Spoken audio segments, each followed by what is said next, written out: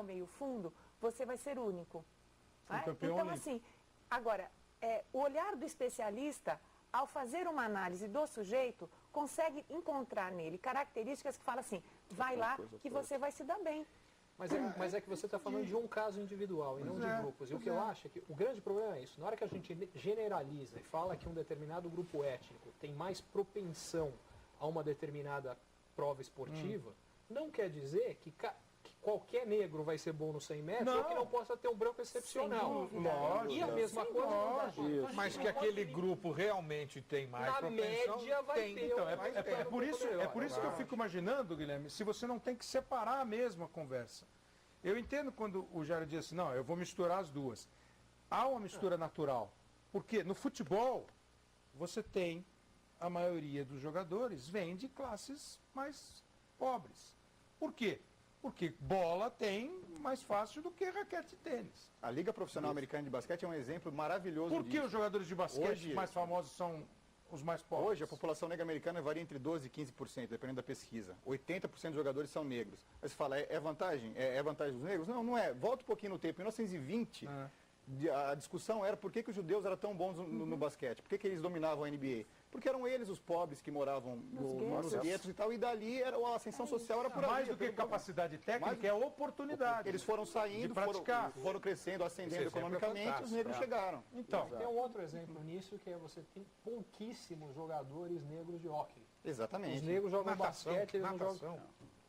No mundo todo, a natação tem poucos negros Não, claro, brilhando é um na acesso natação. E você tem caras... É o acesso ao equipamento. É o acesso ao equipamento. E você tem caras bons. O Larry Bird é branco, loirinho e foi um grande jogador de Olha, mas a basquete. questão da natação eu acho um pouco diferente. Eu acho que ela pode ter a ver também com formação física, porque tem uma questão que é a seguinte.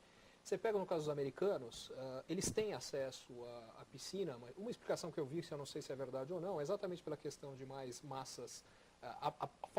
O fato da massa muscular, mais uma vez, é uma generalização, e toda generalização é grotesca por definição. Mas o fato da massa muscular do negro normalmente ser maior e a própria carga óssea o torna um pouco mais pesado, o que para a natação é uma desvantagem. Para esportes de explosão, o que é uma vantagem, para natação especificamente se torna uma desvantagem. Então. Mais uma vez, a gente está generalizando. O Anthony Ness, que é o nadador suriname que ganhou 100 metros borboleta, é a prova de que você pode ter fenômeno. Então, e veja como acho que a natação é um bom exemplo de como essa questão do racismo pega no esporte. Né? Então, assim, a dificuldade ao acesso é um indicador. E outra, o equipamento, ele é mais coletivo do que qualquer outro. Compartilhar água é diferente de compartilhar ar. Não é? Então, assim, quando você tem uma sociedade pautada no racismo, eu não uso a água que ele usa. Mas isso é um negócio, eu A acho que é Wanda muito dos forte Santos, chegar nesse a Wanda dos existe. Santos, eu Mas gostaria de existe, contar um existe. episódio que aconteceu aqui no Brasil. No Brasil. Wanda dos Santos foi uma atleta que foi a Helsinki, na Helsinki não, foi em Melbourne em 1956. E a equipe brasileira de mulheres que treinava aqui em São Paulo teve dificuldade com a pista pública que elas treinavam, porque estava em reforma e elas precisavam treinar para os Jogos Olímpicos. A confederação pediu um espaço privado para que elas treinassem. E elas treinaram depois de muita política, porque o clube não queria que elas treinassem nesse lugar. E insistentemente isso aconteceu, até que elas, muito magoadas pelo que aconteceu, ao final do treino elas se jogaram na piscina. Esvaziaram a piscina para trocar água, porque elas tinham entrado... Professora, estamos piscina. falando de 53 anos atrás. Por exemplo, já que a gente Mas está falando da estamos eleição do falando disso Obama, aqui, Estamos no falando Brasil. que há 50 anos atrás, não chega a ser nem história ainda. Não, mas porque, por exemplo, a gente está falando da eleição do negro, há 50 anos nos Estados Unidos, para presidente, há 50 anos atrás eles não podiam nem votar. Quer dizer, isso é o quanto mudou. Eu espero que tenhamos... Eu quero crer que nunca mais a gente vai ver um negócio horroroso. Há resquícios na sociedade disso daí. Não, isso não há Acho dúvida. que há Você resquícios encontra, dessa segregação. você encontra atletas que contam experiências atuais. Jogador de futebol. Jogador de futebol. Jogador de futebol vem aqui e conta pra gente. Cara famoso. A gente parar de dizer que não tem racismo. Não, então. Isso eu Não, concordo não. com você. Mas se você pensa, se você lembrar bem das 2 da tarde até agora, ninguém aqui ainda falou que não tem, né? Porque é óbvio que tem. Se não tivesse, nós não estaríamos discutindo a eleição de um negro para presidente dos Estados Unidos. Né? Porque isso é evidente que tem. Então você Mas considera nós que... estamos discutindo como uma festa. Né? Claro, você considera que o uma esporte ainda é alegria pelo racista? fato. Bom, basta ver os nossos jogadores de futebol que há 3 anos atrás eram chamados de macaco na Europa. E que a FIFA desencadeou um processo para discutir isso. Então, desculpa, professora, assim, a senhora está falando de pessoas racistas. Não, eu estou falando de racismo. Então, O racismo, ele não está... aqui no Brasil já teve estádio que aconteceu isso. Então, mas isso para dizer... Não é só na Europa. Então, mas veja, por que eu trago essa questão? Para a gente não abrandar demais a discussão e dizer que não existe racismo no esporte. Né? Então, Não. assim, É que existe racismo ele está na vida, colocado, e aí é um reflexo no esporte. ele está colocado. E nós temos que ter o cuidado para dizer assim, não é só de uma pessoa. É que isso existe em grupos. E muitas vezes o atleta, por ser uma figura pública, ele acaba denunciando essa situação que está colocada de forma às vezes subliminar. Eu vou mudar a pergunta para vocês, e até para o Guilherme também falar. Racismo existe no mundo. O esporte, um atleta, ele deixa de praticar esporte de alto rendimento, de fazer sucesso por causa da raça dele? Fiquei sabendo de caso essa semana. Eu não sei se no campo esportivo, ali, dentro das 4 linhas de disputa, mas a partir do momento que isso começa a se tornar a questão do salário, a questão do que ele pode ser depois que ele terminar a carreira atlética e tal, ali eu acho que tem uma influência boa, sim, no crescimento. O José Jairo tem uma pesquisa sobre isso, que ele ouviu os jogadores no Rio, e a diferença entre brancos e negros nas equipes, o número de capitães negros, o salário médio de atletas, os atletas brancos tinham uma média salarial maior que a dos atletas negros, por incrível que pareça. Não é uma pesquisa de muito tempo atrás, é de 90 e alguma coisa, né? 2001. 2001, lá.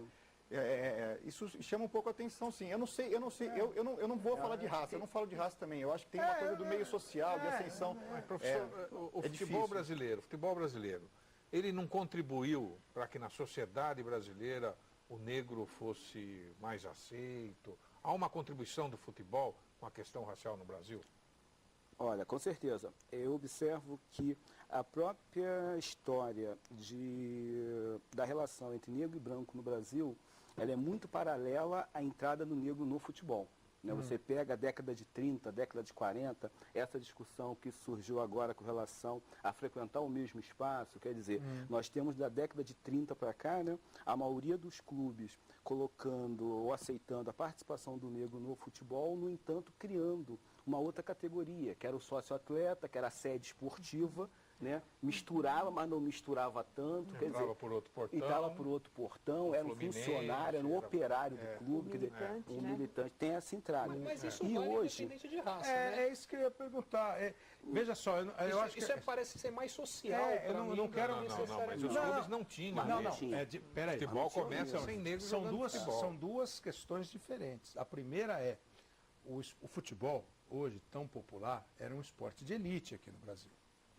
Na origem, sim.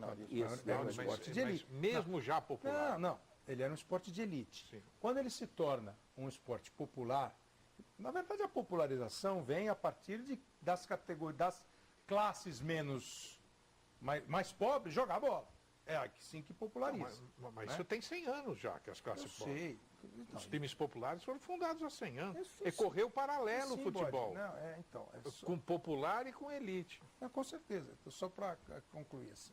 Ele era praticado só por brancos, da elite. Né? O Vasco é o primeiro clube que aceita negro. E profissionalmente, os negros passam... O que o Ricardo está dizendo, assim, a questão do sócio militante, como era chamado, de entrar por um portão A, um portão B, eu não sei se é uma questão racial ou uma questão de ser o sócio militante. Olha, eu não sei. Paulo César Caju dá esse depoimento. Uma das coisas que mais ele ficou, acho que foi no Fluminense, perdão se eu me enganar agora, mas foi no Fluminense que ele treinava. Ele entrava por uma outra porta, por ser negro. Por ser negro. É um depoimento de um jogador. Em 1974, 75, quando você jogou no Fluminense? Não, quando ele começou. Ele começou a carreira, era juvenil, começou a treinar no Fluminense. Eu fui